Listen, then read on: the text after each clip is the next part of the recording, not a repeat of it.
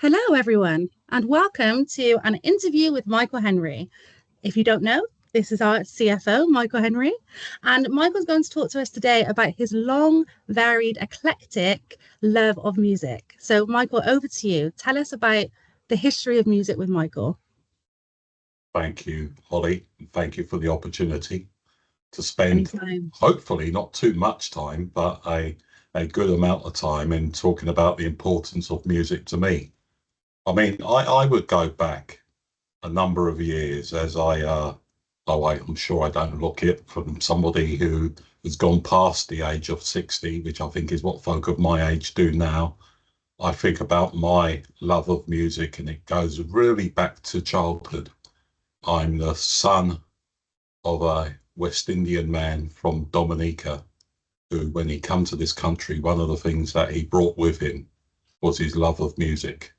So one of the most important things that we had in our house was a decent record player. TV, he didn't know so much. Music, he loved.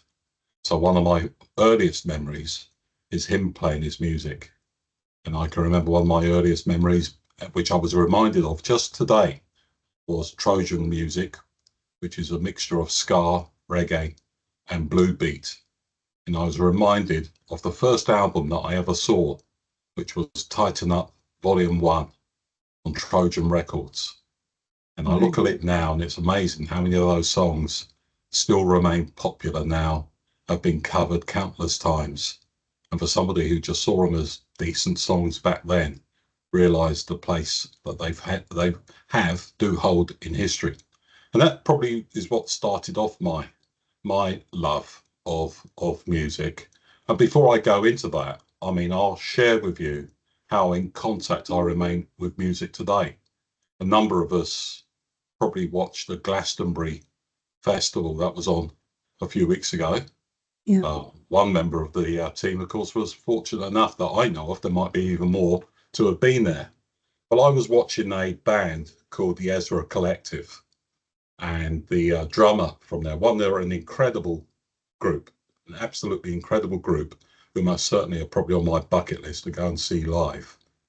And I watched the drummer from this band step forward and talk about music.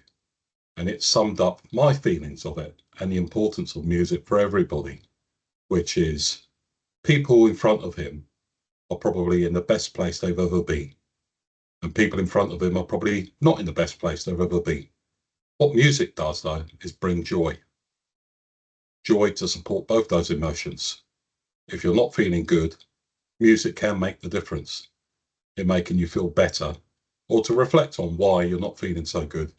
And if you're feeling really good, there's nothing better in life than having that tune in your head, that song that you want to sing out, or just sharing with friends of what you've heard.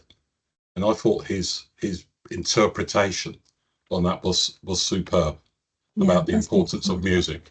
And it has been for me. And you talk about my eclectic taste, Holly. I think you're spot on. And I can never, and it frustrates my wife, I can never, ever give you my top whatever favourites, artists, songs, or whatever.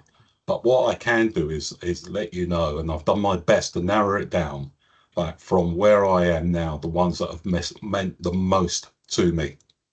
The first one is a Birmingham-based band called UB40, who, if anybody, well, some of you are probably too young to know, were 8 guys from a very poor area of Birmingham, couldn't get a job. And what united them was their tastes and love of reggae music and late 60s ska, rocksteady music, a number of other influences. Most of them couldn't play an instrument. Some of them could. They formed a band. And in that time, in the 45 years they've been together, have sold over 100 million records and been around the world, goodness knows how many times. And they've meant so much to me, so much. First time I saw them was in May 1980 in London at the Electric Ballroom, where a bunch of skinheads were throwing smoke bombs around everybody. Oh my gosh. Yeah, stating their hatred of everybody that didn't conform to them. thank goodness life has changed and we don't have that sort of nonsense today. How refreshing. Yeah, things have moved on, but they've meant a lot to me. I've seen them. It will be over 100 times. It That will be. is that is a But huge achievement. it is 45 years, remember. Yeah, Yes. so you'd expect me to have seen them a lot. The last time being November last year, I saw them at Wembley Arena. But two of my favourite events with them is that I was fortunate enough by the band to have been invited to the very first venue that they played in a pub in Birmingham. And I went there with my wife, and that was an incredible experience. A small pub, but to know that that was their humble beginnings and you were part of Yeah. that audience was good. And I also saw them in Warwick Castle in Warwickshire, and that again on a summer's evening was incredible. So they're a band that mean a lot to me. Plenty of albums, plenty of music. They've had their ups and downs. They've got brothers that hate each other, but they're on point for me. Now, where does he go from here? I told you my second artist of love is Kate Bush. Completely different Completely artist. different, yeah. I saw Kate Bush was the first artist I ever saw live. Wow. May 1979 at what we called back then. I mean, some of you probably don't even have parents that were born then. May 1979, Hammersmith Odeon. Me and my best friend, who I've known since I was 3 or 4 years old. We went as 15-year-olds, yeah, before we were 16, to see this incredible talent back then. She's not recorded many albums. I can tell you anybody that wants to listen to an album should listen to Hounds of Love by Kate Bush. It is just phenomenal, but a really important artist to me, who I then was fortunate to see again. I think it was 2014. Sure, it was 2014 when. So she's never toured really. So she's toured twice, and I've seen her both times, and I've seen her at the same venue both times. She's obviously a Yeah, woman of habits. yeah. And the second time I went, that was even more special. Is that I took my son with me as well. Oh, So for years that he heard me rant on about her, he was able to see. Now I haven't got it in front of me, so I can't brag and show it off. But I actually have a for those of you, because vinyl is making a return these days, I've got all of my albums by Kate Bush are signed to me wow. with a message from Kate Bush. That's And amazing. and one of them is a picture disc. So it's a vinyl album, which is photos of her on it. And my kids just look at that, look at me and think when he dies, that'll be worth a few quid.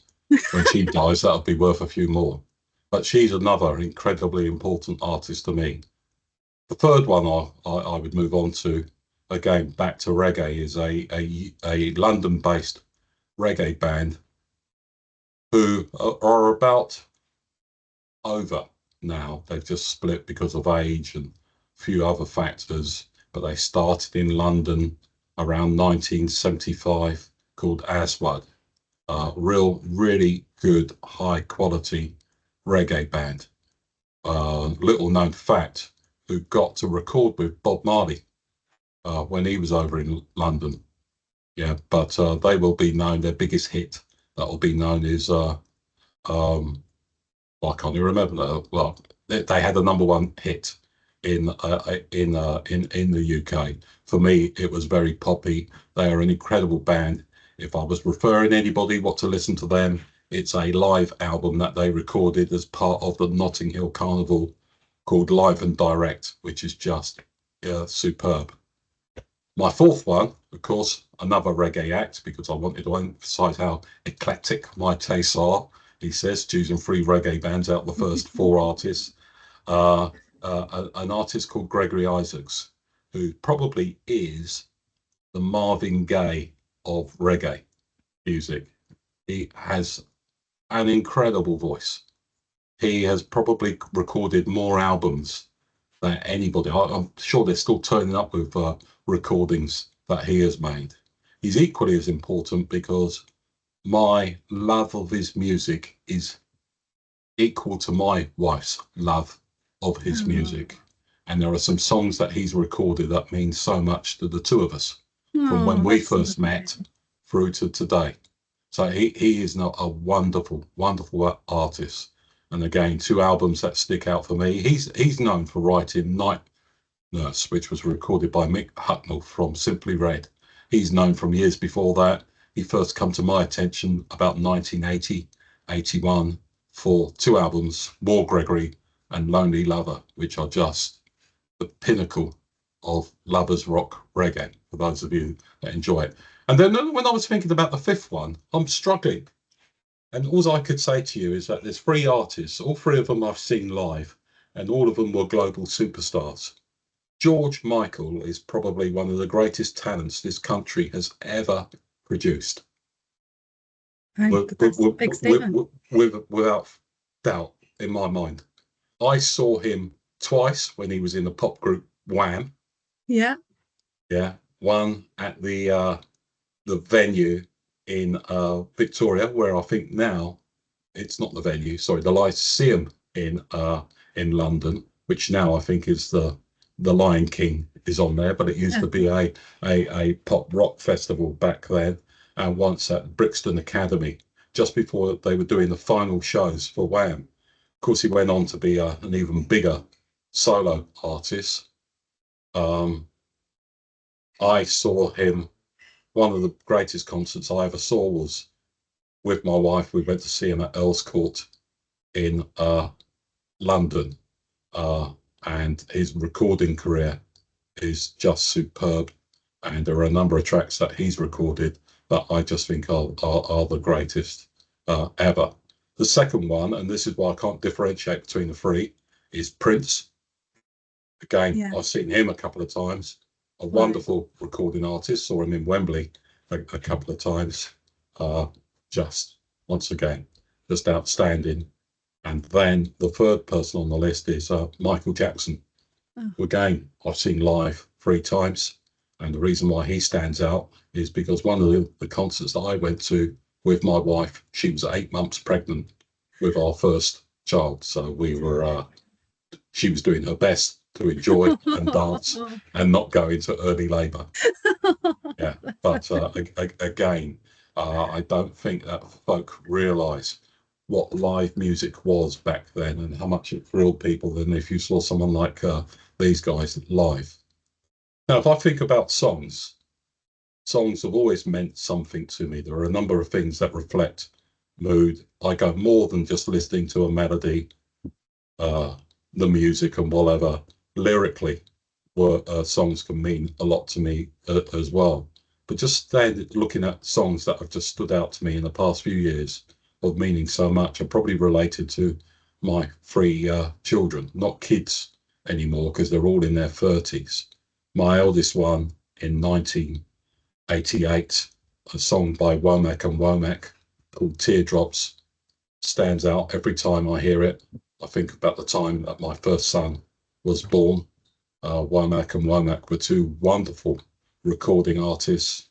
The lady out the 2 being the daughter of Sam Cooke, one of the greatest soul recording artists of all time, and Womack being part of the Womack brothers, most famous of them being Bobby Womack, who has a number of wonderful songs, but that stands out. The second one, a group called Massive Attack, who I think changed their name to Massive because I think at the time this came out, it was the Gulf War, so I think they had to be worried. And there's a song called Unfinished Sympathy, which I just think is unbelievable. And that came out in 1991, time that my second son was born. And again, just superb. The video of it is just wonderful. And then the third one, I've mentioned Simply Red early. So when my daughter was born, Simply Red had a track called Your Babies, and lyrically lovely because it just started to say how we all grow up. We all grow up and we all move on to different phases in our life. And that song meant a lot to me then.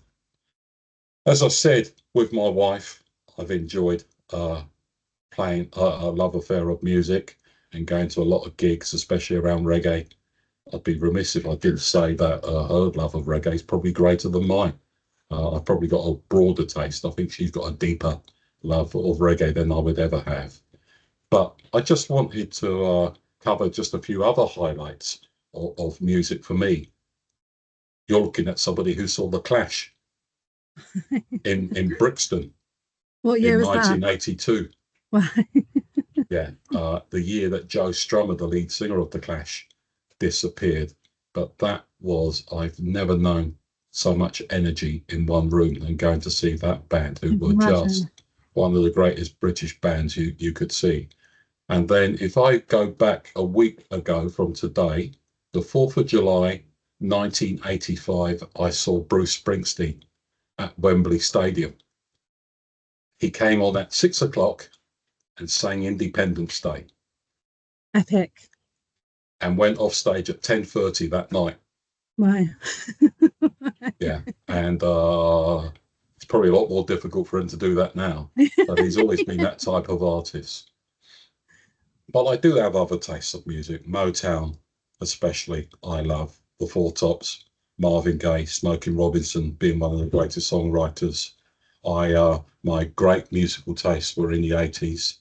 So bands called Spandau Ballet, seen them live. ABC, seen them live.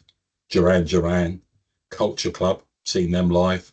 Last time I saw Culture Club probably wasn't too far from here as well at some hall. Not as great as they have been in the past, but still a wonderful band and a wonderful artist in terms of Boy George. I love a band called Depeche Mode as well, who again, they've been around a long time, that are really good. But my tastes are varied from there.